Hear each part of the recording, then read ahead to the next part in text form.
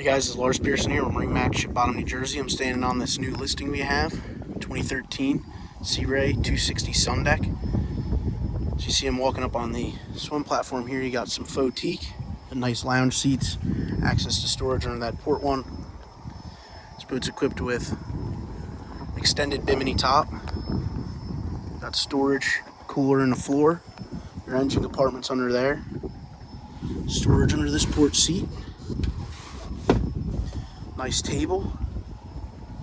You have a nice little wet bar area.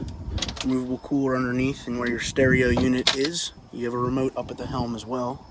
Over here, you got your gauges switching on that right side of the dash. And the helm seats are both thigh rise flip up bolsters. Nice wraparound windshield. Got a wind door. Head compartment where the carpeting is stowed right now.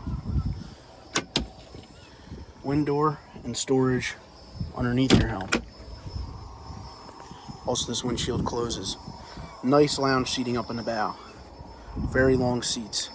Storage underneath both of these. Got a nice little cooler area here. Freshwater shower up in the bow. And your anchor locker.